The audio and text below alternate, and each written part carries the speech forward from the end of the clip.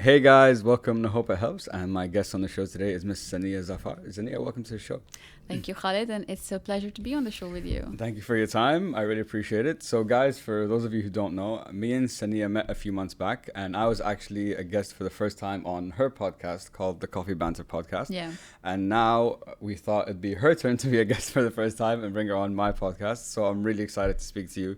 So, Saniya, I know you have 11 years of experience in social media and digital marketing and so on, and we're going to get into all that a little later. But for the people who don't know, why don't you give all of us just a little bit of intro about yourself, and we'll take it from there. Right. So my name is Saniya. I'm from Pakistan. Most of my life I have been living in Pakistan, and I studied design. I think everywhere, in all of the college applications, everywhere, I've written the story, and I know it's such a cliche, but it's true that I've always loved arts and design, but I always knew that I didn't want to get into traditional painting or art because I really liked computers. And you remember that back in those times we had Microsoft PowerPoint back when and Paint when we didn't have a graphic design software. So I still have pictures from that time, from the 90s, in my dad's album where I'm actually sitting on PowerPoint and I'm creating custom animations. Okay. They were pretty cool animations, trust me, from that time. So I just used to love that, and I'd just go, if I'm taking a shower, I'd take an hour because I'm reading the labels of things, and I noticed those things. Yeah. And I didn't know what it was, like if it's a discipline. I never knew what graphic design is, but I loved magazines, I loved reading, but I was always interested in like the packaging and those things. Yeah. So then I heard about a program. It was the first time being offered in the city I was living in, and I just applied. I thought, let's see what it's all about, because I didn't want to get into painting and arts like most of my artsy friends were. And it just opened a lot of doors for me because I found out that this was my calling. I loved those 4 years. I hated my university. What did you hate about it? I hated the fact that it was a women university. A what university? Women only. Oh, women. Okay. They were only girls. Yeah. So it used to be the kind of university that you would, like your friends would tease you about. Oh, you're there. But my problem was that particular course, it was just new. So nobody was really taking up the courage to offer it because they didn't have the faculty. But this one, they had an amazing faculty. They had these 2 amazing professors, and I'm still in touch with them. Huge respect for them. And I really enjoyed that course. And the moment I finished my university, I did my bachelor's in computer arts with a majors in graphic design. I got offered a job in an agency in Islamabad. So I started working there, and I was there for 3 years, 3 to 3.5 years. And that was a long time considering it was my first job. But, Sure. That I think paved way for kind of like a committed employee that I was. And I had a lot of fun there work-wise. There were so many projects to work on. And I think back then it was that time where SMEs were beginning to boom in America. It was after the recession. So there were a lot of small business owners, like anybody who had any skill was writing ebooks and coming up with their own thing. Pretty much now, as post-COVID, it's happening. So I remember that there were a lot of interesting projects. And, I always admired how entrepreneurship was. And, that word was new for me at that time as well. But it was nice doing branding for those small clients. And then sometimes we had big projects. And I developed my portfolio basically during that time. During that time, working in that agency. So, after that, I somehow landed into hospitality. There's a hotel group called Serena Hotels. They have their head office in Islamabad. They have hotels in Africa and Asia. So they had a position, graphic design. I thought, let's check it out. And that was a completely new experience. And I figured out that hospitality was really, really a cool niche. Okay. And very addictive as well, because once you get you like these beautiful lobbies and the brand, the hospitality brand, all the fun working for, like this exquisite product, then you kind of don't want to work anywhere else, Sure. So it was a lot of fun. I worked there for a year and a half, I think. And then I started exploring other opportunities, and in Abu Dhabi, Jumeirah at Etihad Towers has a position that was open, and I applied, and I got a call from them, and I got offered the job there, and as their in-house department, because they were getting work done by agencies, and they wanted to relieve them and have somebody in-house. And yeah, me and my husband, then we moved there. We went to Abu Dhabi, stayed there. I worked there for 3 years. It was a beautiful time again. Very different from back home as well, but Sure. again, very strict on brand guidelines. And Jumeirah brand is pretty cool. And, I just loved the concept, and I had a lot of fun working there. But yeah, then had to move back home because of something that happened. And then once I came back, I again joined Serena because I didn't want to do anything else except hospitality. Sure. And that brand is beautiful, their concept with CSR, with all the initiatives that they do. So it just felt something that I really wanted to do. So yeah, but this time around, this was 2016. And because even when you're working in design, you're in the department, you're not working in silo. You get to work on like marketing and digital marketing and campaigns. And I always had that bug in me to learn more. Sure. So yeah, I transitioned towards digital marketing. I thought that there was a lot of things that could be done, and there wasn't really a specific person who was taking control. So I just stepped up. Again, nobody gave that to me. I just stepped up myself, and I, strategized the social media and did a couple of initiatives in digital marketing, and, just tried to really sort things out and see what else we could do. And then, of course, the management saw that I had an interest in that, and, they said, okay, why don't you head the digital marketing department? And yeah, that was pretty cool. Working there, the whole experience, and did everything and anything that you can imagine in a marketing department and even outside. But yeah, then start of this year, I moved back to Dubai. And since then I've been working on my own. I'm consulting with some clients on digital marketing, on branding. I have my podcast show. There were a couple of other passion projects after COVID that I'm focusing on. So yeah, that's pretty much my career story. Yeah, no, thank you so much for sharing that with us. Yeah. I have so many questions on Sure so many thing. different points. Shoot. So I wanted to come back to the hotel side, because when I was preparing the questions, I was thinking, I'm like, okay, Saniya has experience working in the hospitality sector. Yeah. And the hospitality sector, when you think about it, I was like thinking about hotels. Let's say I'm going to book a hotel. Many hotels have good amenities. Many hotels have nice rooms, have nice lobbies, have great restaurants, right? Yeah. So there's a lot of common things around. And the branding, correct me if I'm wrong, by the way, because I don't. But the branding's always like, escape, luxury, beautiful, relax, come to a different world, like all that kind of stuff. So how in that kind of industry do you start with like your marketing or your branding to differentiate yourself? Because it seems very saturated and it all seems quite similar in terms of the things these guys are saying. Yes. So what would you say?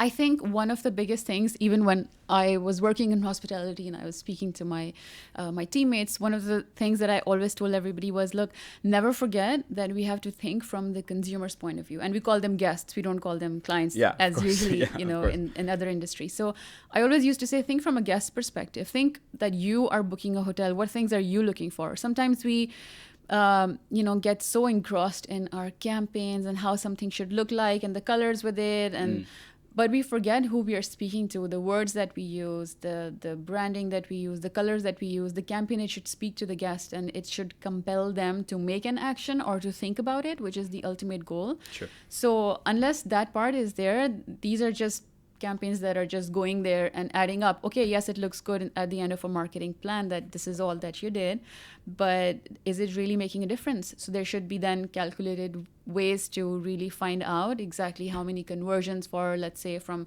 a particular social media campaign, or how many visitors are you getting from your website directly, from other referral sites. So unless that is done, you really can't calculate. And there are methods to do that. Yes. Yeah. But yes, your branding is everywhere. Your branding, I think, starts from the moment somebody thinks of your hotel and they type the name. So then it's not just your own website or what images you have, it's all the booking engines. So, the online travel agents and the OTAs, as we normally call them. Okay. Unfortunately, this is how the industry is, that you need to have a listing with them as well, because they are doing so well. Their websites rank in SEO sometimes better than your website. And of course, a lot of people go to them. So hotels do have partnerships with them where they give their photos and their videos and their content for them to put up so that people, when they type in, they can see. So it's just about maintaining a consistent branding on all of these platforms, on your website, your social media. Every platform should speak the same language. That's the main thing.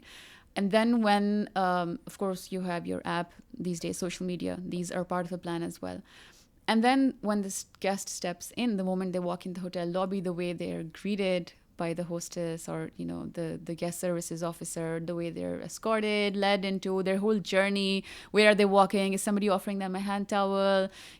All of these little things, etc., they really add up to what value the brand holds. Sure. So if somebody is saying, we're excellence in hospitality, or, you really need to make sure that it speaks true at every point of their journey.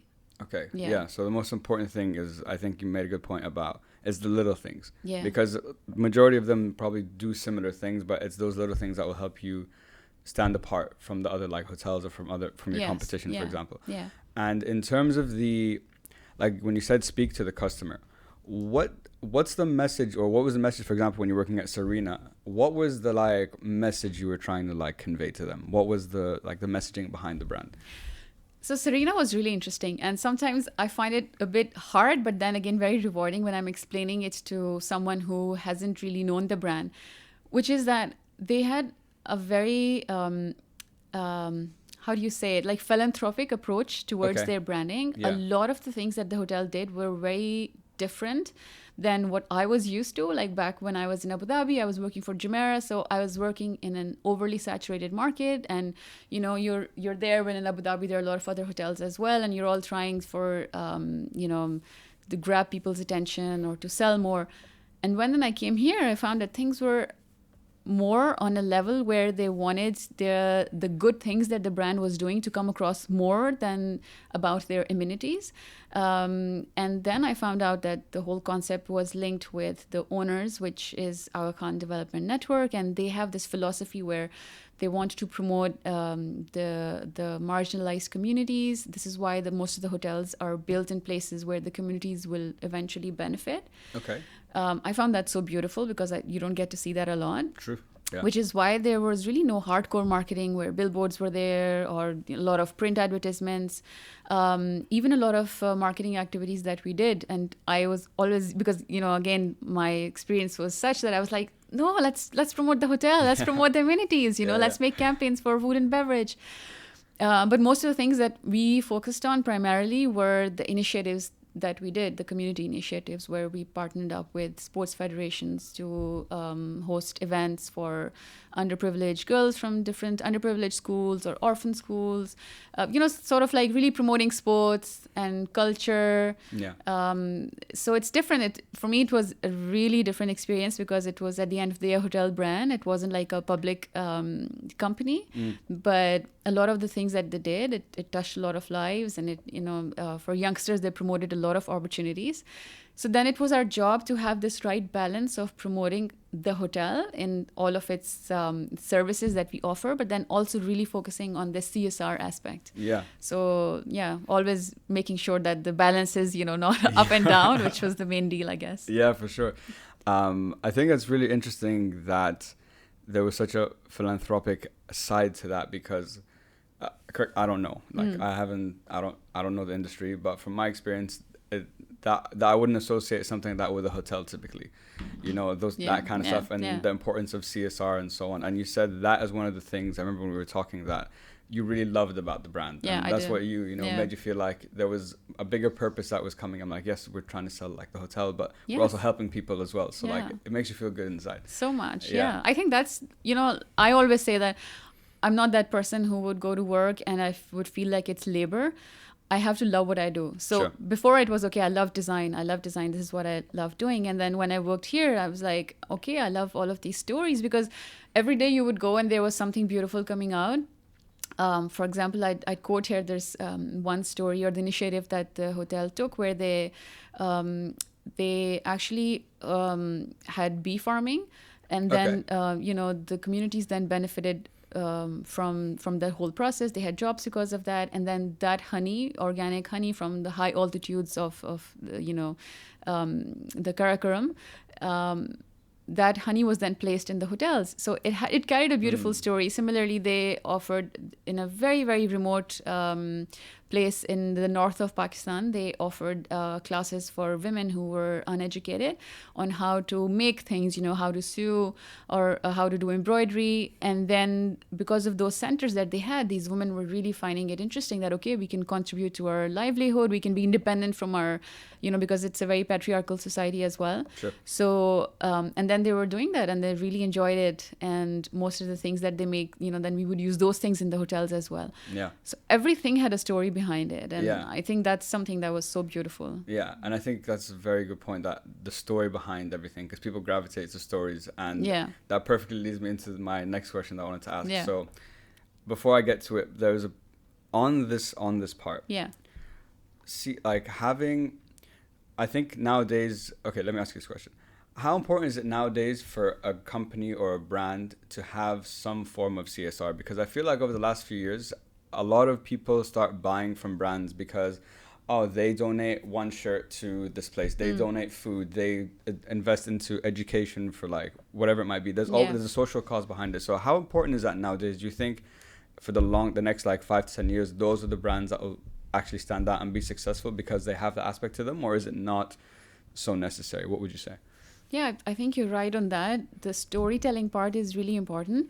Excuse me. And then when there's an element of giving back to the society, because I think as a whole, this generation, how especially after pandemic, we've seen a lot. So, people are turning back into the basics. They're slowly coming back to the basics, and even with the buying habits, if brands who they know are conscious of the environment, let's say, or the communities, or they're giving back to the world, it means they're socially responsible. And that, of course, creates an image which is a soft image. Yeah. And once a brand has a soft image, they appear more, reliable to you. So it's just the whole psychology behind that. So I think it's of great importance. Yeah. Yeah. So it helps you connect more like with the brand. Yes. You're more invested in it because you feel like you're also contributing in some way. Absolutely. Like in Jumeirah, we had this whole turtle rehabilitation program, and that was really sweet because, and then for events as well, it's a great opportunity to host events around it, where families are invited and your loyal guests are invited. So not only they feel a part of being a family, but they feel, okay, on a business perspective, they feel that they're privileged enough to be invited for that, privileged member only thing. Yeah. But also the whole idea that, like saying no to plastic, and then you tell your consumers or your guests that, look, our restaurants are plastic free. We're not doing straws. We're not doing plastic cutlery. Or plastic shopping bags. It's just that these are really important messages, and it does make a difference in the whole persona of a brand. Yeah, exactly. Yeah. And one thing because like you said, it helps you connect with the brand, and you can have like these kind of events, and like it just builds the brand persona. But I also think, I'm going to play devil's advocate. Yeah. Do you think sometimes there are brands out there that say they do that thing, but it doesn't come from an authentic place? And as consumers, do you think we can sniff that out? Absolutely. Yeah. And the first ones to catch that would be the people who are working for them.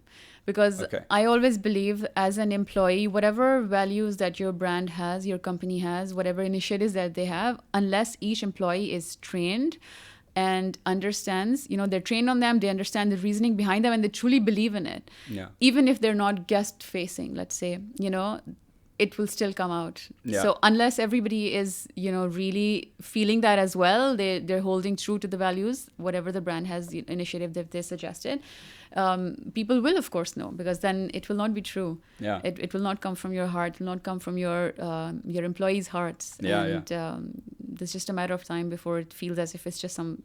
Yeah, absolutely. And I never considered actually that it's the employees that would actually be the first people to like identify, is this actually real, or like, are they, is this not true? Absolutely. Yeah. I never considered the employee side. I always thought from a consumer's perspective. Yeah. And following up from that, so it's important to have some kind of social responsibility. Yeah. You can tell if it's inauthentic, as we've said. Mm-hmm. Do you coming back to your hospitality thing now, from my perspective, I think with certain products, let's say clothes, like accessories, something that you can, I don't know, consumables that you can wear, I get that. But in the hospitality industry, as a consumer, does that really have an effect? Because at the end of the day, you want, even if this hotel does something like that, Yeah. has all these great initiatives like Serena had, for Yeah. example, Yeah. you at the end of the day, I think, want the best experience for yourself, or the most luxurious and stuff. So does this rule of having a CSR or like some kind of social initiative apply across the board, or are there some industries and some products or services that at the end of the day it's great to have and it's very nice for your brand, but it won't really matter to the consumer? Yeah, that's a very good question. I think the same way where you can't really calculate whether that CSR had an effect on, let's say, the promotion of your brand or the ultimate sales, and it shouldn't be, because it's not connected to that. This is a corporate social responsibility. It doesn't need to have a profit or an end goal associated with it. You're just giving back. It's the same like when you give something to someone, you just give it and then you forget about it. That's what our religion says as well. Yeah. It's the same way with brands. Yes, that depends from consumer to consumer. Again, there's a threshold of different personalities. Yeah. We can't really categorize them, but sometimes it's easier to say that, okay, more percentage of people now are caring about, let's say, plastic. Right now, for example, the shift that we're seeing, there's a very small percentage of people who actually refuse to accept, to dine in a restaurant, let's say, who are giving plastic straws, right? Really? There's a very small percentage. Okay. We don't see much, right? Yeah, sure. We probably will feel bad about it, but we'll still eat there. Exactly. So it's just like there's varying percentages of people and how strongly they feel about something. So you can't really say, but does it make a difference in their decision when they're booking a hotel, whether Hotel A cares for, let's say, turtles or not? I'm not sure, but I think not. To be honest with you, I agree with you there. Realistically speaking, yes. But again, it's great for storytelling. Of course. I think again, the whole sales perspective as well. It's just a whole sales funnel, and there's various touch points where you change their mind. It's not that one turtle thing might make my decision, but there might be other things that I've heard about them or I know about them where, it's it makes a soft spot in my heart. Sure. Yeah, no. So, yeah, I think... Yeah, no, that makes a lot of sense. It's a tough one. Yeah, I don't know exactly. The turtle might be a tough sell by itself. But I get... the best part was the turtles. We started making these small turtles who were, for kids as something for the rooms. And they were of plastic. So we had to call that back. That decision was, of course, it was, the management was very quick to respond on it. Yes. And we had to call them back. Come on. But yeah. It kind of goes against the whole purpose of this. Yeah. So we made the soft plush ones. Okay. Yeah. They probably like those more too. Yes. So I wanted to come on to, now as we know, COVID has affected every industry, but particularly I think tourism and hotels, because less guests, less so on. Yeah. So now, as a hotel, I know there's less guests, there's less potential revenue for me from that side. So how do I, from a marketing perspective, especially now given after COVID and everything that's happened, I think the marketing aspect becomes so much more important now because you have a smaller group to attract. So what advice would you, from your experience working in that industry, would you give hotels or people in that industry looking to market during this kind of time? What would you say? I think what is the most imperative, and I think a lot of hotels are already doing that because it's like that bandwagon that everybody went on since the day they announced that, hotels are opening up, is the social distancing rules. The various initiatives that the hotels are doing to allow social distancing, proper sanitization. So, there, of course, the first is that you should make that information clear to your guests through social media. Either you do it in a video form because, as consumers or guests, it's very important for us to see that process that, okay, the table that I'll be sitting on and accidentally will place my hand on has been sanitized, and people are just going into details now. So it's really interesting where you have not only on social media, you have these videos where they show you, and it's important that you show your guest that we have our sanitization after every minutes, and the rooms are sanitized, doorknobs, etc. You show doing them, your staff. So you really kind of have that that satisfaction. Plus also, what is the percentage in the restaurants of people, will there be queues while you're checking in, checking out, things like that. Yeah. So just number one would be to be really transparent about all of these, measures that you are taking. Yeah. Promote them well on your social media, on your site, online platforms, yes, but then also at the hotel. Again, the associates should all be aware of that. Yeah. They should all be practicing these, and again, and most of them are doing it anyway. There's proper markings for where people should stand. You should avoid, being together, huddling. So just all of that information should be there to guests. So when they're booking, they should be really, confident. Yeah.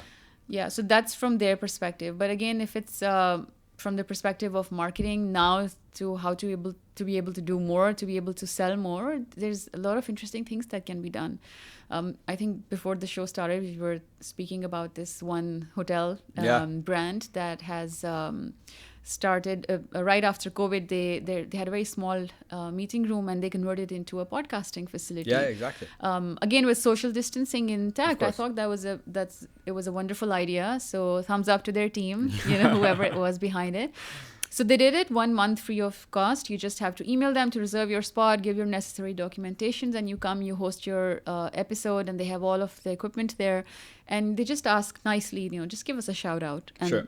Yeah. And of course, you feel obliged to do that. It's not like they ask you or they're going to check it, but you feel obliged to do it because you've had a great experience. Yeah. So when I went there and I recorded one of the episodes, I went back, and a lot of people asked me, look, what was the rate? Which hotel was it? How was the experience? And I spoke to a lot of people. Again, word of mouth, which in marketing we do learn. It always does come back to word of mouth, and word of mouth is something that you really believe in. I'm more likely to buy something that some friend is really recommending, so it plants that seed in my mind. So yeah, there could be really exciting ways to do things now. I think sky's the limit. Yeah, that's true. And I think something you mentioned that's very important, or that I didn't consider, is from the marketing perspective, especially now given COVID and everything, is promoting that safety, that cleanliness, making guests feel comfortable to come do those things. I've seen some hotels that there's this sticker on the room that says this room has been sanitized, and when you open it, it like rips. Yeah, you're the seal that you're breaking. Yeah, exactly. Yeah, there's a seal, and I thought that was a great idea. Because going into the room, you feel like you're the first one. Yeah, it's clean. It's been taken care of properly. So I think that's a very good point. Absolutely. And like you said, maximizing and looking at more creative ways, I guess, to maximize the space that you have is probably the smartest thing to do. If finding another revenue stream with the assets that you have in the hotel to offset maybe some of the things that are happening and lack of guests and so on. Yeah. Coming back to you mentioned that you transitioned from the brand side to digital side. Yeah.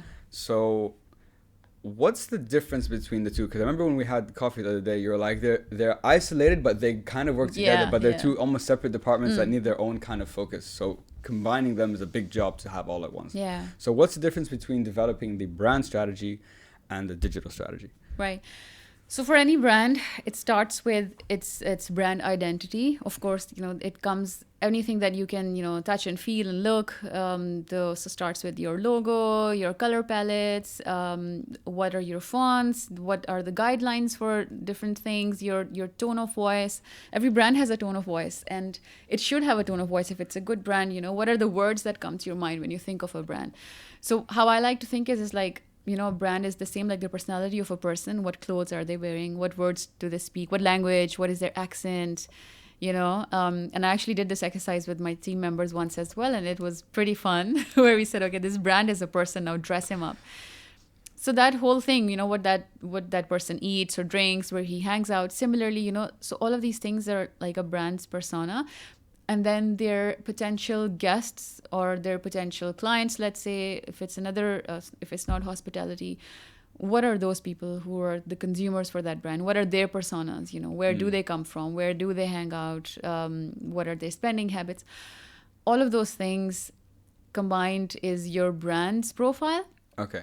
I think it's imperative for a brand when they're starting out to really know these things. I know it's very common now. Everybody knows you're starting out, I have a brand. Can you make a logo for me?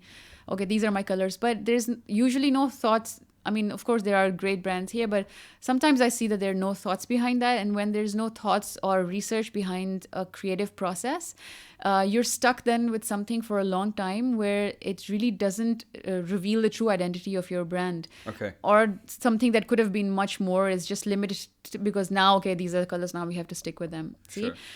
So that's really important to develop all of these things first before you go towards the digital marketing or the digital strategy. So when you're, sorry to interrupt you, Yeah. but so when you're developing a brand, it's not about the creative process of developing that brand, what would look like in the colors. It's the research on your target market that Yes. will influence what the brand should Absolutely. and should look like. Okay. Yeah. Okay. Because it's speaking to those people, and ultimately, if they're your consumers, you want it to speak to them because it needs to speak the same language that they speak. Yeah. But it's really such an incredible process. I love doing it. So for me, okay, so there's this brand. This is what it looks like. These are the logos that I develop. What are the colors? Because, every color has a certain emotion that is invoked when you see it. Sure.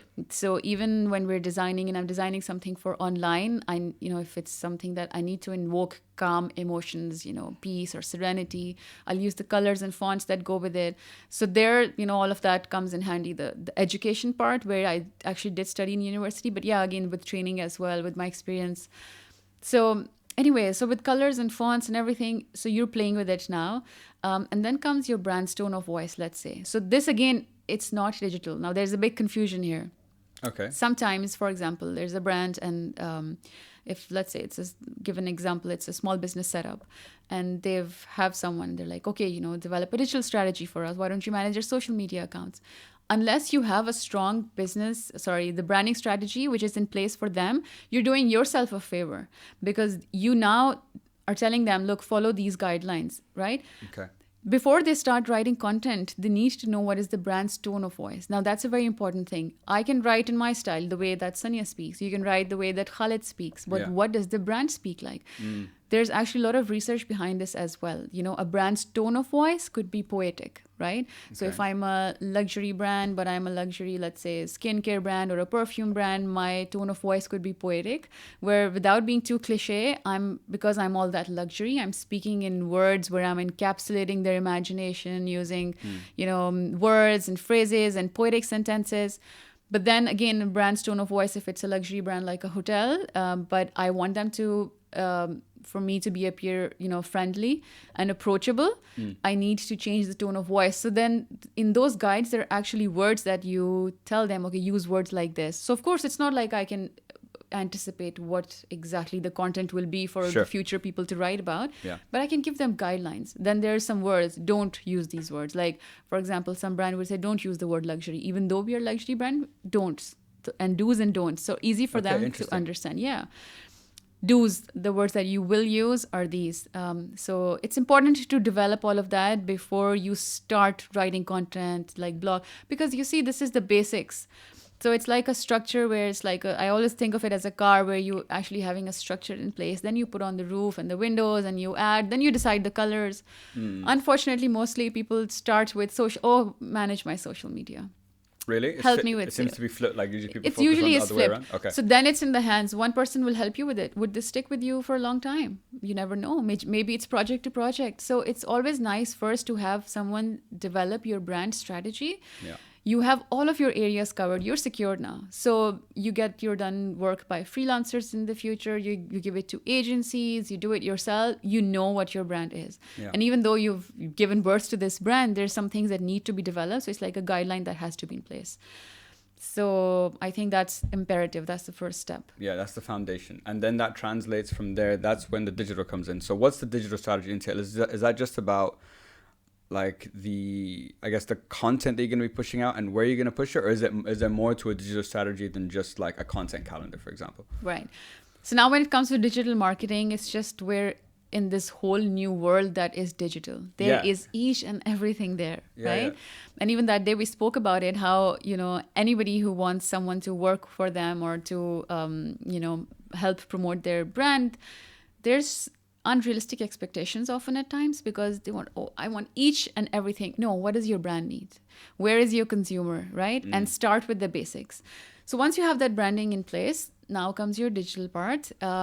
So it involves everything. Of course, if you're a brand and if you're selling online, it needs to start with your website. Your website needs to be there.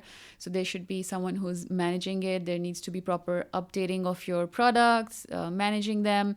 The website should be easy to navigate. The whole process of payments, etc. Somebody's taking care of that. Again, it's not just that day and age where you can put up a website and you can just sit back and relax. There has to be SEO in place so that your website ranks better in Google. Yeah. And for that, you have social media referrals, you have third-party content links with that, you write blogs as well, and of course, you work on the SEO. Then your social media channels, it's just taken the whole world by storm because, again, it seems approachable. This is where you go for a brand's, human-like personality. You want to see more, human-like, friendly content, and you want to understand a brand more. You check out their social media pages, what they're all about, what they care about, what they're saying every day. So you should be present there. Again, the whole digital strategy needs to be in place. Then you develop a content calendar, decide which platforms you want to be on, where your consumers are. So it's just a whole level of it. There's email marketing. Yeah. It's just that algorithms keep on changing, like for email marketing as well. For example, how Google has Gmail has categorized your important and the promotions and the brand messages. There's a separate like a separate tab for it. Separate tab. So they're making it so hard for brands to reach people because things will automatically land up there and I never check it. Yeah, never. Yeah, that's true. Right? Yeah, that's true. Similarly with Instagram and Facebook, the algorithms keep on changing because people complain and ultimately they want it to be a people's platform, So they're pushing for brands' content to be displayed less compared to people's organic content more, unless it is engaged with more. So there's so many things that you need to do. You need to like and comment. And now on Instagram, I was reading even save posts for Instagram to be able to show your post more to people in the newsfeed, even though you're following them. Yeah. Really? Yes. That's interesting. So it just keeps on changing. And the algorithm works in a way where you really need to work harder with respect to content and everything that it shows in the newsfeed. But the most important thing, again, yes, paid search is there. Sponsored posts are there. People want to invest money to have more followers. At the end of the day, if you don't have anything important to say, you're going to lose out. Even if you have a lot of followers, but you don't have a message that you have to say, you don't have a strategy in place because you didn't really think about it beforehand, you're going to ultimately lose out. How many product pictures can you post? Yeah, people will not be interested. Yeah. So in order to grab their attention, that whole personality of the brand when it was done at the branding stage, things that my brand cares about, things that my brand wants to speak about, then comes the digital strategy. So then I'll sit and I'll say, okay, so my content calendar will be based on these principles that my brand cares about. So, it has to be information about my product. Mm-hmm. It has to be, for example, if I'm a skincare brand, it has to be informational posts as well about skincare, different types of skincare or information that I'm giving them, which is authentic. It's actually adding value. But again, my brand is being promoted in a subtle way. Yeah. And then, of course, you partner up with the right influencers who are actually genuinely liking your product. So there's different things, but there has to be thinking and thought behind every process. Yeah. There's a lot more to it than just, like you said, I think you made a very good point about you can have a lot of followers, but what's the longevity of this product, this business, this so on. And I think the difference between what makes the successful ones are the ones that have followers, but you feel that you're part of a community in that following. Yeah. You know what I mean? Everyone here, we all support this cause or this brand for this reason. It's not just I like this product and that's it. I think that's a very good point that I didn't consider before, that there has to be a clear message behind it, and it all, like you said, starts with the branding. Yeah. But I wanted to just come back onto email marketing for a second because okay, so my friend actually gave me advice. She's like, Khalid, like now moving forward with like your business and so on, you need to have email marketing. Okay. And I don't not that I disagree with her, but I'm just thinking, okay, I'm subscribed to some email subscriptions, but I'm like, I almost never read them. You know what I mean? I feel that email marketing is useful because I think you can get a lot of data from that, and you get like subscribers, and if you have a blog, you can keep sending out things. But I feel nowadays there's probably a better way to do that. Do you know what I mean? Because because even me being on the other side of an email marketing thing, I don't even use it. So what would you say? Do you think it's still crucial to have that part, like an email marketing part, or is there another way maybe to go about that? I think when it comes to the fact that you want a database of people. Exactly. Yeah, the loyal people who are interested in your brand, whether they have shopped with you, whether they had thought to shop with you, you need to have their emails with you, and that's consistently making sure that they're loyal then, right? Okay. I'm consistently receiving emails from a particular brand. Off and on, I open it. Sometimes I don't. But even with subject lines, I know what's happening. Yeah, exactly. For sure. So, by the way, it's very tricky now, about with the GDPR policy intact. In Europe, it's very, very difficult. Even you here, can't. everywhere, world over. The GDPR here GDPR too is now? world over. Really? Yeah. I thought it was just Europe. So if I haven't really subscribed to receiving information from a brand and I still receive it, I can actually sue them. This is pretty serious. Yeah. I know they take it very seriously over there. I didn't know it had transferred over to here as well. I had no idea. I'm sure it's global. Okay. I'm sure it's global. I need to check up on that. But again, that really tells you that it's not so simple where you can just, if you have an email of someone, you can just Blast take it. it. Yeah. And there are a lot of black market things that happen where people take emails off of service providers and then use it, but it's wrong, right? So the person is never anyway going to be interested in it. But yeah, back to what your friend was suggesting, I think if it's done in a way of where it's storytelling, where I see the right subject, but it's something that speaks to me, and I'm at that point of time in my life where I will be interested in something like that. I'll give you an example. Sure. So there's a particular writer that I was actually following. Okay. And his main niche is that, I'll help you be a writer. If you've ever thought about writing a book in the minutest corner of your mind, he's going to help you make the decision that you'll ultimately sit and do it, right? Okay. That's the message that comes across when you say his website. So I thought, okay, pretty cool. And he's like, usually what it is, I'll give you this free webinar. Why don't you enter your emails? And I thought, okay, let's see what it's all about. Sure. So I usually unsubscribe after, guilty, after reading that first freebie. But then how he approached things was very different. So what started happening, I noticed that there was a theme to the way I was receiving emails. So the first email that I received from him is, hey, Saniya, here's a story that I'd like to tell you from the day that I was in XYZ place, and I was in a conference, and even with the subject, I was intrigued to actually open it and read it. And there was no jazz there's nothing about him. He was just telling a story, and I was interested. And he broke that story down into like different pieces that actually told me, okay, this was his journey. He never knew that he could be a writer. He was a corporate guy. So it resonated with me because I was in the same place in my life where I have some things to share, and I was thinking about it, but I thought, I'm not a writer, right? Sure. But then it really made me interested to keep on reading more. So I didn't unsubscribe. So whenever his newsletters come, I sometimes do open them and I read them because I feel as if he's speaking to me. Yeah. The language that he uses, the visuals, it's not too much. Again, you're right. It's very hard in email marketing. Yeah. Considering we have such little time, we are so impatient now. As the end user, we don't really want to read anything that we don't need. So as a brand, it's becoming increasingly difficult. But again, if you're selling something, and let's say there was a person who went to your website and they went and selected your product, added it to a cart, and then abandoned it, because in online shopping, that's what it is. If you go to a real store, we go there, we buy something and we get out. Yeah. But online, it's so hard because people go there and then they get distracted. Oh, let me just play my ninja fruits. Oh, let me just see. Oh, this person is responding. So that process actually takes sometimes even 5-6 days. Yeah, true. Of buying. And we do that. Yeah, for sure. So those abandoned carts actually is a big issue. So what you can do is then you can use your database, because it tells you, okay, look, this person, this person has abandoned cart. This is their email. You can actually give them an offer. Why don't you, finish your shopping, and get this. This is a limited time offer. You can get this thing with it. Something like that. Yeah. So in those cases, it's actually smart because it's directly linked with your website. You have a way of knowing what your conversions are. So I think there's just different elements to it. But on a whole, I think it's just becoming hard for your brand message to go across unless there is an absolutely fantastic story to it. Yeah. Your brand's persona is coming out. People will be genuinely interested. Yeah, I think, and you've said that a couple of times today. I think that's the bedrock of all this marketing stuff, whether branding, digital, whatever it might be.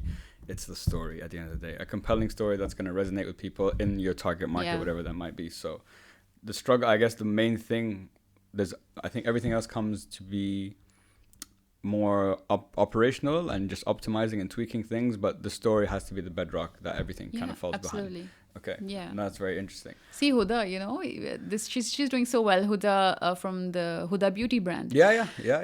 And we all follow her. We love her makeup. No, And I'm sure. yeah, I'm sure. and you've seen as a brand how involved she is with the whole process. It doesn't seem like I'm using a Huda product. You know, I look at her eye shades and I think about her and how she was putting it on in one of the tutorial videos, and she's so raw and so organic and so herself. And if you notice the brand tone of voice that Huda uses, now she is a big brand. Yeah. But all of her posts on social media come from a way where you think Huda is talking to you. She uses I, my beauties, my lovelies, right? Yeah. So she's speaking to the girls, she's speaking to the women, and it's like, of course, Huda's not sitting and typing every single post. Of course. But that's her brand's tone of voice, where she's friendly. It is Yeah. from her, and it is from her to me. Exactly. Yeah. So you feel like you have that connection with her. Like, Yeah. like almost like a friend's talking to you. Yeah. About this, like maybe use this, try Yeah. this. Yeah. Actually, that's a very good point. I didn't consider that. And on her brand, she's actually, I was looking at it the other day for a case study, that on her Instagram profile, she started like this and she's still being true to it, where she reposts stories of other influencers and videos and she posts it in her grid. Still does it. So that's just because, so it's not just that I'm following Huda and I'll only see her products, but I'll see beauty tutorials from other people as well. Yeah. So it's creating kind of this ecosystem that all roads kind of come back to you. Keep you engaged. Exactly. Yeah. Keep you engaged. And thank God I just remembered the question I wanted to ask. So, you know how I have a friend that works, I can't remember where she works at, one of the big brands. And I was telling her about, sometimes like me and you will be sitting having a conversation. Yeah. We're talking about shoes, trainers, okay? Yeah. I'll literally open my phone and I'm just going to get bombarded with like trainer ads. So we're always like, they're listening, and I don't know how that works.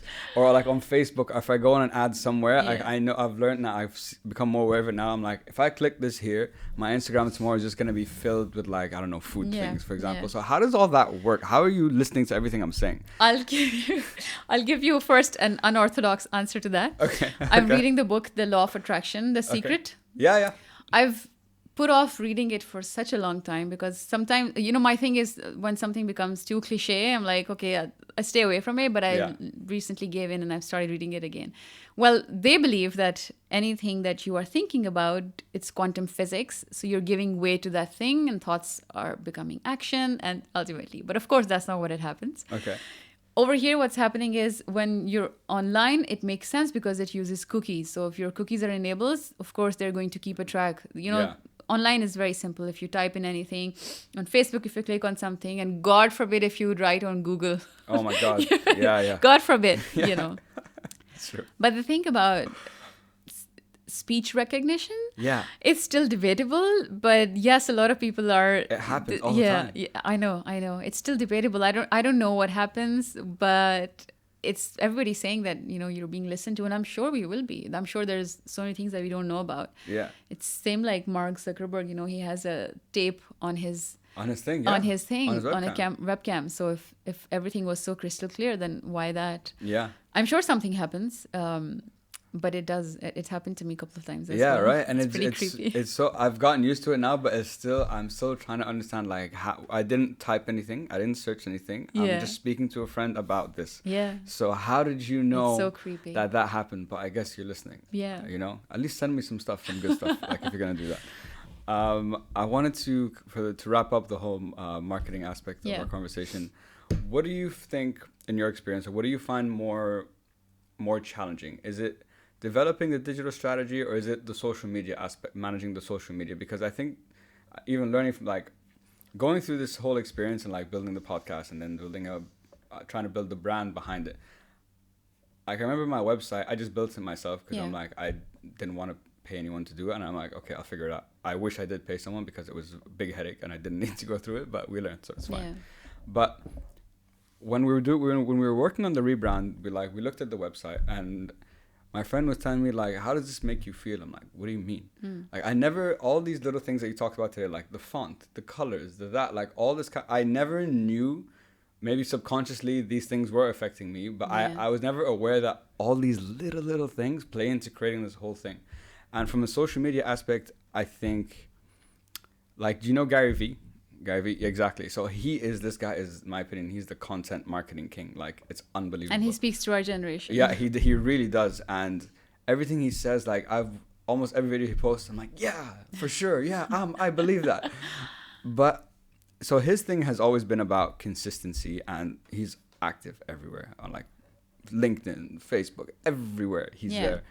And I'm like, how do you, like, it must be so like difficult to manage. That's why I think the social media, I'm asking you, because the social media management side, to be good at it and to be very active on it, is almost a job in itself. Yeah. So what do you find more challenging? Is the digital strategy behind it, or actually managing that social media?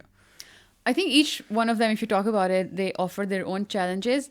But I feel the more work, what I would think is the strategy. Because, once the strategy is in place, it's about coming up with content, and you can pre-do it. There's so many scheduling softwares these days. There's so much that you can say once you know what to say. But then once you don't know what you're really going to come up with, because you don't know what the brand is all about, except for their products, it's then that becomes hard. So I think the main work is developing the backbone, is really making sure that structure is there, is in place. Yeah. Okay. Actually, no, that makes a lot of sense now, and I think that's probably one of the reasons why I've struggled with it for so long, because I'm on the fly, and like I need to post, but like I don't know what to post, and then like it's a bit. Which is why you must find it hard, because we're sort of doing the same thing, and when it becomes your personal brand, similarly it was for me when I was working with brands. It was so easy because I loved it, I knew what the brand's philosophies were, and then I'm taking it forward from there. Of course, in a lot of ways I helped create those strategies as well, but at least there was something that was there. When I was on my own, I was like a headless chicken. I'm like, who am I? what is my brand? Sure. What am I telling people? Yeah. That is so hard, and we don't realize that personal branding is a very hard thing. And then promoting yourself, there's all of those elements that come into place, because you're so vulnerable, and it's your personality. Yeah. What should people know about you? What should they not know about you? What things do you value or care about to speak about? Yeah. And how do you then translate it into your visuals and everything? Exactly. Yeah. It's like learning about personal branding and how to sell and promote yourself has been probably the biggest learning curve and biggest challenge. I'm still learning and like trying to do it better, but that I think has been one of the biggest things with the podcast and like the coaching that's coming and all that kind of stuff. Yeah. But yeah, it's challenging. But you're doing so well. I really appreciate we try. Thank you. The logo is really good. You see there's a science behind it. You see it. Yeah, I had an awesome team that helped me out with that. The logo. Yeah. Shout out to the Sen Studio guys. The logo actually took a while. That was the thing. Everything else kind of fell into place a lot easier. But now I'm at a point that I have all the branding, all the content. I'm just like, what do I use when?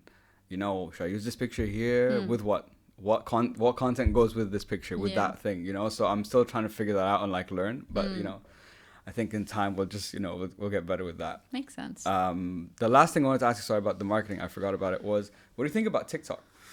What do you think about, because from the research I've looked at, TikTok, everyone, coming back to Gary Vee, even himself, he's like, this is gonna this is the future of like that kind of like content and like branding and marketing. And so many businesses now are on it. So what do you think about TikTok? Do you think it's now the time to get into it, or there's still more to come? I think sometimes when there's a cult of something and, there's a cult rejecting it, it's I don't really believe in it. So, for me, I'll be sitting with a bunch of professionals in a room discussing marketing, and you talk about TikTok, they're like, oh, come on. Like, our brand is not all about that. No. Yeah. Yeah. And if you're saying that, you're going to regret it, because that's where majority, of the people are. And it doesn't mean that, if you're a brand, you're going to go ahead and you're going to make these crazy videos. And no, you just be on those platforms as a brand, and then you come up with creative ways to promote yourself on TikTok, because the audience is already there. But do things that you care about and do them different. Yeah. I think if your consumers are there, if your audience is there, then definitely be on it. Yeah. Unfortunately, yes, this as well, that it also comes back to the mindset that as consumers of content, we're becoming like this, that it's coming to this, that, we're sometimes like mindless things, right? Yeah, exactly. And we enjoy watching mindless things. We do. So as marketeers, it's our job, because unfortunately it's now the real part of, the marketing psychology, but this is how we learn. We have to get your attention. Yeah. So if you're a person who's mindlessly watching content and they are trying to consume things that interest them, then we need to cater our content in such a way that it speaks to them. Exactly. They're not going to sit and read if they're that sort. They're going to, whole texts and, static images. Probably they would like that, some person to be telling it to them in a fun TikTok-y way. Yeah, honestly. Yeah, no, that's true. That's true. So I know I've seen some brands that are actually on TikTok now, and it's just nice to see how they're sending messages across using that. It's just a new realm, I think. Yeah, exactly. It's a brand new way, and it's like you said, TikTok is, you can go down the rabbit hole for sure. I've been down many times. You start with like one video and then you just keep scrolling because it's just endless content. Yeah. But there's I think it's more, probably out of all the platforms, it's the most engaging. Yeah. Because they're short, it's a video, like maximum I think it's a minute, maybe longer, but like. And it's casual and fun. Exactly. You see, Khalid, after this whole COVID, something that I've seen a big change is that I think people just want to be more real now, right? For me, even the whole, I wanted to change my LinkedIn picture as well. I haven't gotten around to doing it because I just think that no longer defines me. Although I find it really hard still to dress down because I've been so used to wearing business suits and being in that whole corporate image. But now I'm on my own. And I think after COVID, I went through that time as well where I realized that, we just want unrefined and, normal, real versions of ourselves. Never before would we imagine that, we'd be speaking to our senior colleagues on Zoom chats and we'd see their kids in the background. But you're seeing that empathetic touch to relationships that were there before, but you just got to see the real people more, I think, after this whole thing. And TikTok is all about that. It's just very casual, it's very raw, and that's what people want now. And again, there's another thing that we spoke about that day of voyeurism and how, we as individuals, we do prefer seeing the backside of things, the real deal, how things go. Yeah. Everyone's more interested now. I'm not interested in the success story is great. But I want to know how you got there. I want to know about the sleepless nights you had. I want to know about how you had like a few dollars and then you turned it all around. That is where we, I guess, get our biggest lessons and learn from, because success is success, but learning from the failures that people had to get to that success, I think that's what people are a lot more interested in now. True. And I think you made a very good point about the empathy that has come out as a result of this whole thing. And honestly, that's when TikTok kind of blew up. At least, at least, if I'm not mistaken, here it was during COVID. That's when I got on it. That's what all my friends got on it, and now it's like huge. Not for kids anymore, right? No, it's not. Everyone used to think, it's kids dancing. Okay, yes, a lot of it is that. I'm not gonna lie here. It is, but now there's so many people on actors and news stations. Like even NBC has a channel. I was like, what are you guys doing on TikTok? But that's the reality of it now. It's so just getting in this new world. No, for sure. I wanted to come on to the podcast briefly. So guys, she has a podcast called the Coffee Banter Podcast, and I love the name because she loves coffee and long conversations, which is what this is, and we both had coffee already. So why don't you just give everyone just a little bit of background about why you started the podcast and what are you trying to achieve with it for yourself? Right. So I think the podcast came to life in the after COVID times. I've always been one person who's been a fan of good conversations, but then I went through some troubling times in my life where it actually dawned on me how important it was to have conversations that matter, how important it was to speak to someone and to be able to speak to someone, to have that receptive person who's listening to you, and how much of an impact it can make in your life. Sure. And I wasn't meeting much people. We weren't traveling. And I just thought, I'll just set this up and I'll speak about things that matter to me. I'll speak to people who would have different views on things or doing things differently. And basically just talking about, the common questions that surround our lives, or sometimes existential crises that we go through. For sure. And I do like coffee, and I was like, okay, what name do I want to have? And again, it's just something raw, and it just came up to my mind, and I said, let's go with it.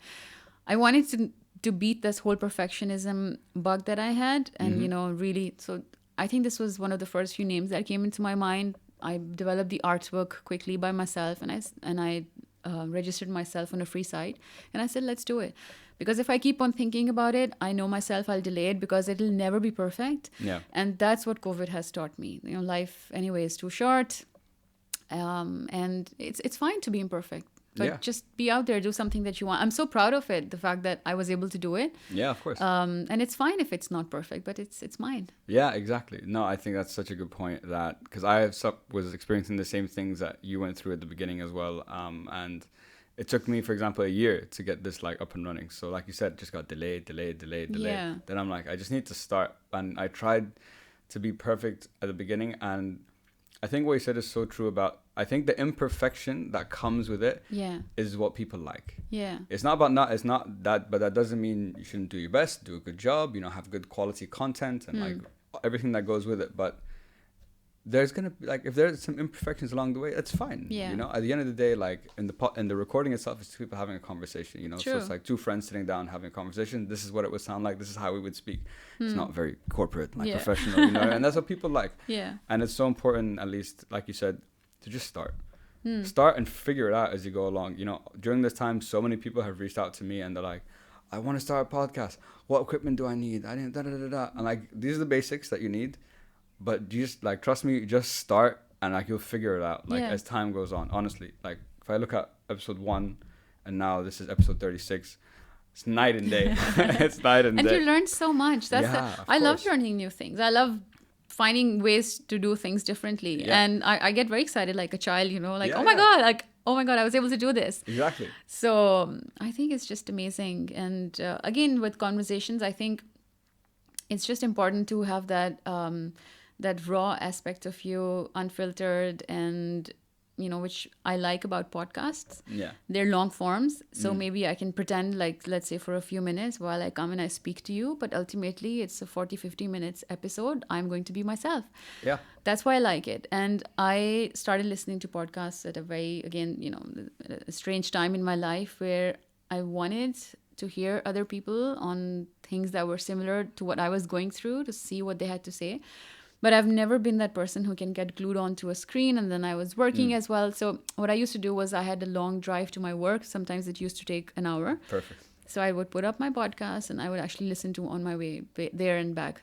And even most of the TED Talks, I'll be honest with you, I cannot do YouTube because I don't like sitting in front of something and watching it. Again, I'm a marketeer. I want people to consume content, but myself, it's the truth. I'm consciously consuming. I'm very conscious of it, of what I'm consuming, because I know the mechanics behind it, because I know it does affect me in a certain way. So I consumed all of this amazing content because of podcasts. I didn't have to be glued on. I like the fact that you can multitask. So I was doing other things in my house and listening to it on my speakers. So it really helped me. Yeah. And I felt as if I was actually a part of someone's conversation for a good number of time. You sort of like develop an affiliation to them as 100%. well. And I have some shows that I liked, and that's what pushed me to do it as well. So my audience is half of them mostly are from Pakistan, mostly friends and family at this point, of course. We also I'm no big, but then some people are here from the UAE. Yeah. And then tits and bits from here. But exactly. Primarily UAE region and then back home. Yeah, for sure. On the like followers part, what I've learned in my experience is, for me, at the end of the day, like I just want to have a good conversation. Yeah. That's the key. And if I can, and I always like what I've learned from my guests, this is priceless. Absolutely. The amount of things I learned about so many industries that I knew nothing about, like therapy, doctors, but I'm like, okay, I had no idea. Like this is the value I've gotten is priceless. Yeah. Do you want more followers? You want more? Of course. But I think if you just, at least my belief is I can continue just being consistent, having these amazing conversations with very interesting people like yourself. There's a tipping point that will come with time. They always say, like, when I think about people like Joe Rogan, for example, yes, he's huge. He's #1 podcast in the world, but he's been doing this for 13 years. Absolutely. I've been doing this for 8 months. So, you know what I mean? So there's a long way to, like, to get to a level like that. It's a long way to go. So, we're just at the beginning. Even though it feels like it's been a long time, we're just at the beginning of it. Absolutely. I wanted to come on to, because we spoke the other day about a bit more of a personal topic. And I think this is a very relevant topic that a lot of people will relate to, because we all go through this at some point. Even Yeah. us recently, we had, a loss in the family. Yeah. So we've been, going through our own process. But Yeah. for the people who don't know, and we're going to get a little raw here, but it's okay. Tell us about what happened a few years ago with your husband and that whole process of grief and everything that came with it. Yeah, I think what I really am today and whatever my beliefs are, I think that had a lot to do with it, of how it shaped me as a person. But yes, I suffered tremendous loss in my early life, and it was in April 2016. We were living in Abu Dhabi, and we were living and working there. We had a new baby, so life was great. And yeah, but then he suffered an accident, and he lost his life. And for me, I think that was it. I felt as if my world has ended. It did, momentarily. And it was a very dark, dark phase of my life, but a very weird one as well, where I learned so much from it much later on. But at that time, when that happened, I just felt as if everything stopped. And I remember categorically, just a few days after that happened, I would look at the sun rising and the night falling, and I would actually feel bad about it. Like, how dare things in the universe are going as per their routine when mine has just literally stopped.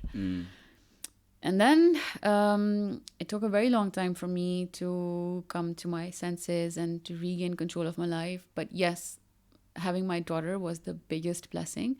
Because once you have a kid, you have to get up in the morning. Yeah. You have to be on your feet. You have to do things. And routine always helps with that. Yeah. Because once you go through an experience like that, unless you have a structure in your day, it's just very hard to keep carrying on.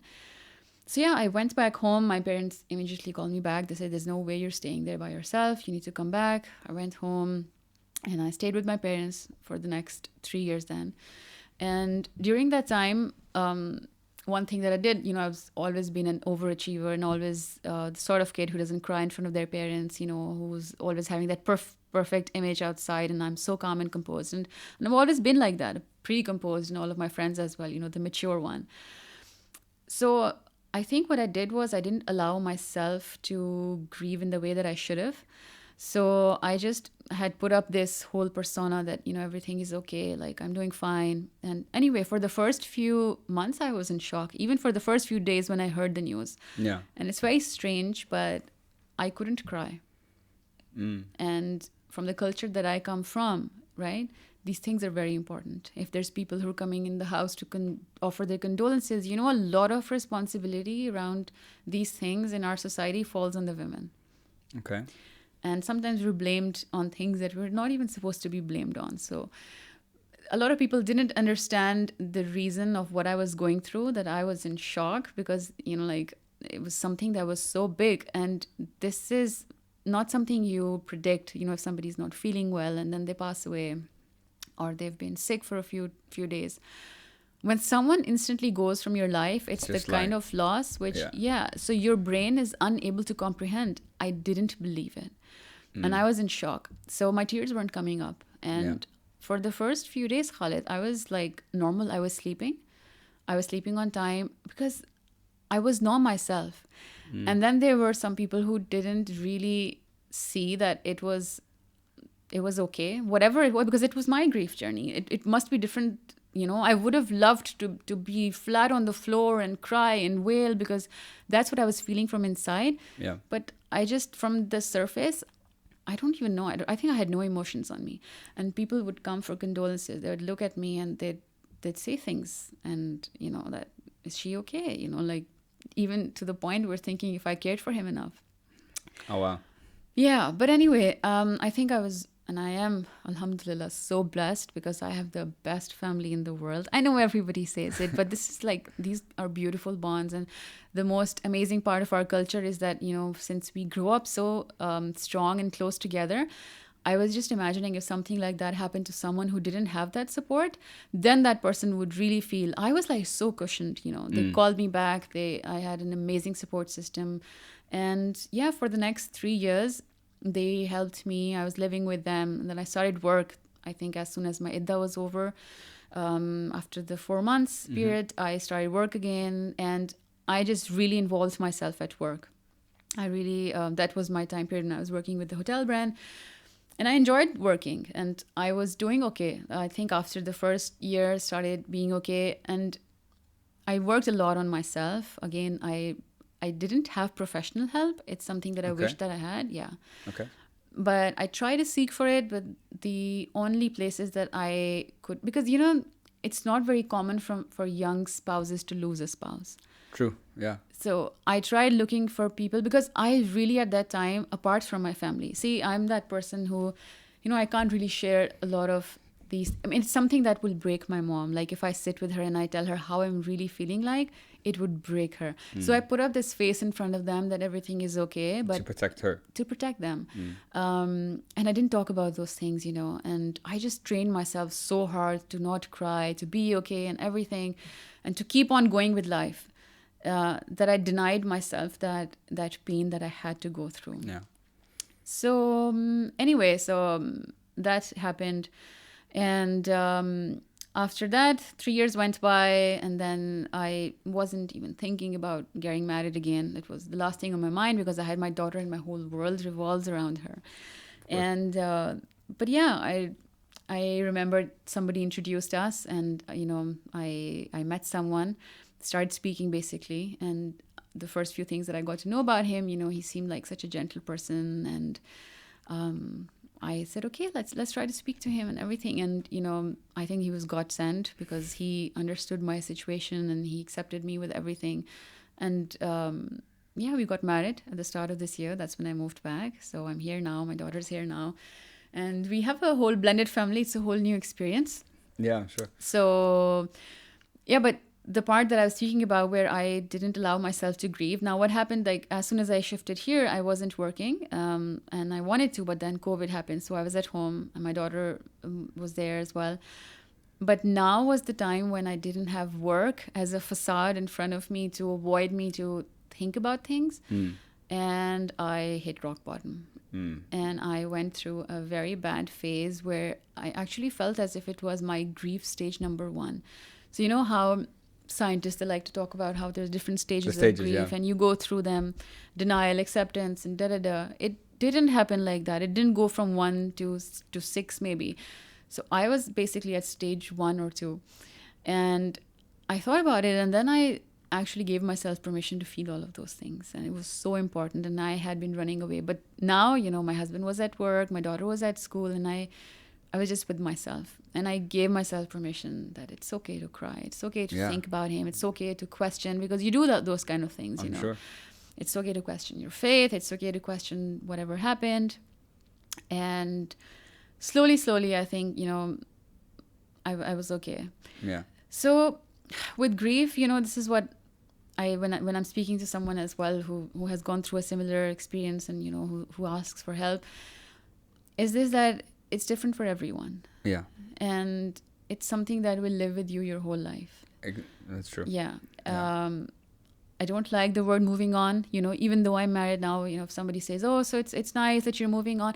I'm not moving on, I'm moving forward, right? That part of me is still there, because that person existed. That person was real. The memories I had, the experiences I had, the good and the bad and the ugly, that was a part of my life. And it would be a lie if I just ignore all of that, and I cannot move on. I accept all of that. And I move on now with grace, knowing that it happened, and I will never understand why it happened, because it doesn't make sense. Yeah. And that's okay. I think it also, of course, offered me the perspective into this bigger question, and I think that's a lot of reason why this whole existential crisis debates that I do that come from, is because I did go through that point where I started thinking about, why are we here on this earth? What's our purpose? Yeah. Where are we going? Where do souls go when they die? I started reading up on. I went cuckoo, right? To the point, and I'll share with you here, that I actually went into that direction where I started talking to mediums, where they're spirit mediums, and then they claim that they can help you speak to the person on the other side. I had to do all of that. I had to go through that process in order to be where I am today. Yeah. I don't believe in that anymore. I don't think it's possible that you can do it, because whatever that supposedly they were telling me, it didn't sound right. So it's okay. There might be ways that they might know about my past and everything, but it didn't resonate with me. So I don't know. Maybe it's true. Maybe it's not. I don't know. Yeah. And the biggest thing that I learned from this is that I don't know. There are a lot of things, I think, even about our universe, that our brains, our human minds, our capabilities to make sense of things, it's just maybe a small percentage, because that's what we're making use of. That's what we're sent in this earth to do. Yeah. And what we're capable of, what we don't know, is limitless. Limitless, yeah. So I don't know, but I know this for a fact, that I know that there's God. My belief on Allah is just so strong now. And I know that there's a process. And I know that somebody who's gone from here has passed over to another realm where they wait for the final day. Yeah. And I don't know when we're reunited as souls, what will happen, because, according to our religion as well, there will be no relationships. There will be no husband and wife. There will be no brother and sister, because we're souls and we carry our own identity. So it's just a very short while here on this earth. Yeah. And I think because of that, the kind of person that I've become now is that I'm just so full of love. I am not scared to show it, but I just really value my relationships, and I'm just so afraid if I'm suffocating people at times. My friends, my family, my daughter, I'll wake up 10 times during the night and I'll go and I'll hug her and I'll give her a kiss, So yeah, that's just how it's made me as a person. Yeah. But yeah. Yeah. For a long time, I think, even with my podcast, I've never spoken about it. And I remember that we discussed this over coffee the other day, and I just felt as if it would be, again, not honest of me to be hiding such a big thing about me, and to be not... I mean, of course, I have to be okay to speak about it. Of course. I would never speak about it if I wasn't okay with it, but I just thought that it's all right, Yeah. I think that's where I come from, and I have to be honest about it. Yeah. Yeah. First of all, I want to say I'm honored that you chose me to share this with, and I don't take it lightly. And to go through what you went through, I can't imagine how difficult that must have been, to lose a spouse, like you said, at such a young age, and you have a baby together and so on, and to go through that grieving process. I think,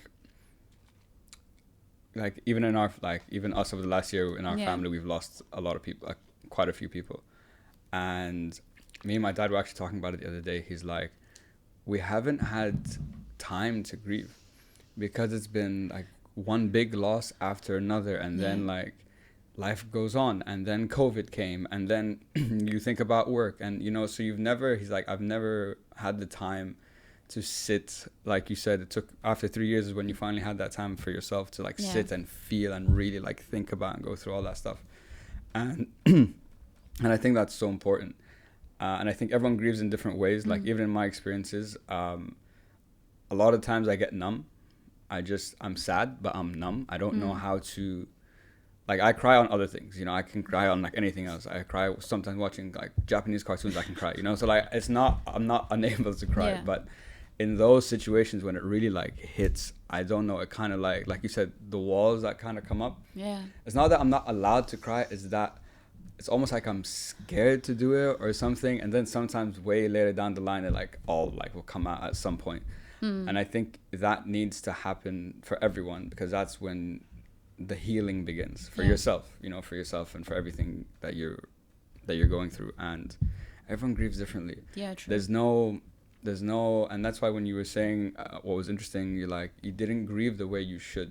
And I thought that was interesting, because there is no one way to do it. But you in your mind must have had a certain perspective, this is how I should grieve, right? And I think you went through your own experience of, you went through maybe the stages, but not linearly, in different ways, maybe denial, and then anger came, and then there was this, and then it was that. So thank you, first of all, so much for sharing that story. I can imagine, I know it's not easy. Yeah, it never is. But I guess it's just about taking every day as it comes. That's all that I can say, because one thing, it was a very, very bad time, but I just took every day, one day at a time, one step at a time. And believe me, that helps. That's one thing that kept me going. Exactly. That was supposedly just a few days shy of my 30th birthday. Yeah. At 30, you're supposed to have everything figured out. Yeah. But Yeah, I didn't let any of those things get to me, because Yeah. I'm just, I think, more grateful to be alive, Yeah. to be able to have these beautiful relationships in my life, Yeah. and to be able to know him and to love him Yeah. for that time period that I did, because he was an amazing guy. Yeah. And part of it, again, the responsibility on me was, how do I communicate it with my daughter? Because she was so young. She was only 8 months, so she didn't know. So if I wanted, I could have chosen to not tell her because it would avoid her the heartbreak. Yeah. But I did. Since Yeah. beginning, I made sure that she looks at his videos and his pictures and everything, and she knows who he is. Yeah. And much to the disagreement of a lot of people who thought so you shouldn't tell her because it will make her sad. Slowly she will start feeling that there's something that is missing. But I don't know if it's going to happen like that. But I just feel it's the right thing to do. That it was important that she Yeah. knows, Yeah. and she knows him, Exactly. and she's very well articulated on her thoughts about him as well. Yeah, exactly. And just the other day, she was telling a few kids in the playground all about him. My dad was so strong, he could lift me up with one hand. And my mom tells me I has his That's so eyes. cute. She's adorable. That's awesome. And then they all said, because grief and kids is very hard. How do you explain it to kids? True. So how I did was that I was very candid with her. I'd had conversations with her, and then when she would ask me, where is he? I would tell her that, he's with Allah because he passed away. Mm. Okay, and oh, Mama, is he ever coming back? I said, yeah, sweetie, if somebody goes to Allah, he stays there or she stays there, but then eventually we also go. And it's hard for them to understand. She might not comprehend everything, but she might get something out of it. Sure. So it was a very proud moment for me when the other day in the playground she was telling the kids, and they said, okay, but then where's your dad? And she said, look, he's with Allah and he's there, and he's waiting for us. Yeah. Yeah. So and she said he's with the good guys. And that was so sweet. That's adorable. Yeah. That's so cute. So But like you said, I think kids is very difficult, but I support what you did. I think, if I was in the same situation, I think it's important. It would be important to know. yeah. Yes, it might cause some, because you can look at it in two ways. Like, oh, they will be sad because they'll have questions as to where they are. Yeah. But what if you can flip it and be like, okay, they grew up never knowing that, and then one day they find out, they're gonna be like, what the hell? Like, why Yeah, did they you will never? eventually, yes. So there's no right. I don't think there's a right or wrong way. I just think, but I would do the same. And I loved what you said about, I'm not moving on, I'm moving forward. Yeah. That is a beautiful thing to say. Every And I had her name is, what's her name on Dr. Saliha was on the podcast, and she's the founder of Lighthouse. And she was telling me that you can grieve, there's a difference between grief and mourning. You can grieve there's stages with grief, but you could mourn forever. You can carry that with you. And so that what you said when you were saying that, I'm like, that's exactly what Saniya is doing, and I think that's what we all do. Yeah. I think I don't think you'll ever be the same. I don't think you can ever be the same after going through something like that. But that's okay. Yeah. It's not, and that you just become a new this is the new person Someone that you're going to totally become. different, yes. Exactly. Yeah. True. How do you feel now that you've shared it? How does it feel? Feels okay. Feels Yeah? okay. Feels Yeah. good? I speak about it with, of course, my family and friends, and it's just something that it's a part of me. Yeah. It defines me, who I am. Yeah, So it's for the sure. truth. Yeah. Yeah. I'm again, I'm said, thank you for sharing with me and with all of us. I think so many people don't talk about this enough because it's just maybe very painful, or Yeah.